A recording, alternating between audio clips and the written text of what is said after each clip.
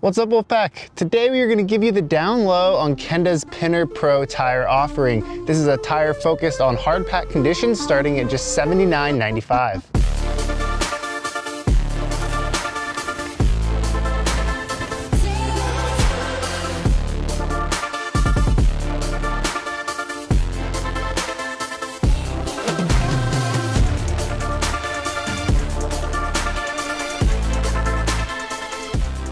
For testing, Kenda sent out the SCT and ATC tire casing offerings for the Pinner Pro, the ATC being a true trail tire, with the SCT being a more light-duty, XC-oriented, fast-rolling tire for those looking to maximize grip and not sacrifice much weight. Additionally, in the Pinner Pro lineup, there's an AGC casing focused on enduro and downhill riding with maximum protection and maximum grip available. The 29 by 2.6 inch wide ATC casing tire we have here lands in at 1,051 grams, while the SCT in the 29 by 2.4 is 949 grams, and the AGC, of course, is the heaviest at 1,288 grams. The Pinner Pro is only offered in one tread pattern. There is no front or rear specific tire. If you're looking to change your front and rear depending on your grip preference or riding terrain, you can go ahead and choose one of Kenda's other tire offerings to achieve that. The Pinner Pro is aimed at hard pack conditions, loose over hard, rocks, roots, everything but your sloppy days and like perfect extreme deep duff.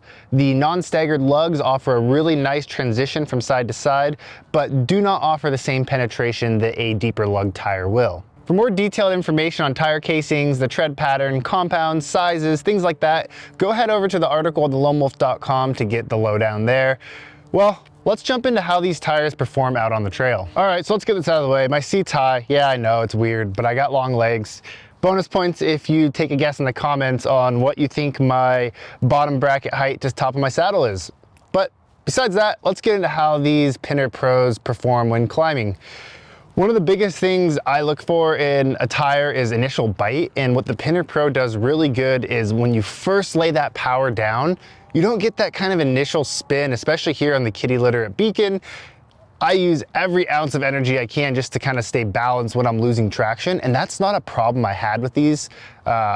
I have said it before, I'm not a great climber, but I do have my moments of greatness, and I had more moments of greatness on these than I think any other tire this year. That initial bite and kind of lug pattern, the longer squared lugs really provide a lot of tire contact on rocks and loose terrain, but I never found that it gave too much resistance when pedaling. Rolling speed was really good. Even at lower tire pressures that I experimented with, I did end up running 28, 25 with just the casing setups we have. I wanted to make sure I didn't get any flats. But when it comes to laying the power down going uphill, man, I am very impressed, and it is a refreshing feeling when you're putting power down at the beginning of a technical climb to have that traction there and not have to worry about balance or half cranking to get up over the rock that you were trying to maneuver up and over. When it comes to longer sustained fire road climbs, flat traverses, things like that, the rolling speed on these tires is awesome. That traction you get on that initial bite when going up steep stuff doesn't impact how much roll speed you have when the trail is not as steep. As far as a climbing tire goes, this definitely ranks up there among the best in my opinion. So when it comes to getting these tires pointed downhill, that same climbing traction confidence I had directly applies to going downhill, especially under braking. I was amazed at my first ride on how much braking traction these tires had. I don't really know what to expect, you know, when it comes to braking until you really get the tire out on trail under hard load. And we have a pretty steep chute into a hard left that is very loose over hard, and I immediately noticed that I hit the brakes way too early, and yeah, it was definitely a little bit of a learning curve on these tires compared to my normal set that I've been using, which is generally DHR2 Ascii up front. The braking traction, oh my gosh, it is so good. After you've mustered up enough nerve to let off the brakes, when you pitch these tires into the corner, that non-staggered lug profile gives a really nice transition over to the side treads and there's no hard on-off feeling, especially at that 2.6 up front, which I do have to say, not my preference. It is what it is, and I think some riders that really enjoy a 2.6 tire, this might be your favorite one because of that round profile and how square those lugs are. There's so much tire contact on the dirt when it comes to loose over hard. But then when you look at more deeper terrain, say kind of mid to late fall, wintertime, sloppier conditions, those lugs aren't going to dig in and penetrate into the soil as well as some taller lug tires will.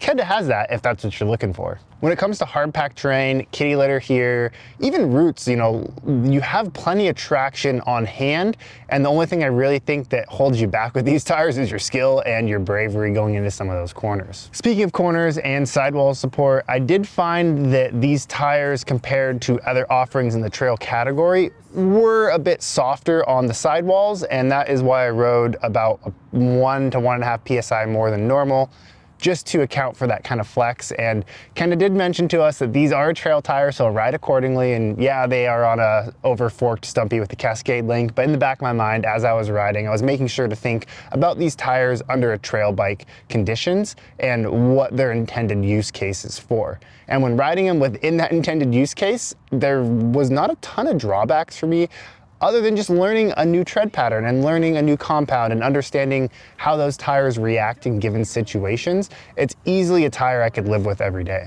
As you may have seen in some of the B-roll, I do have the ATC up front and the SCT out back.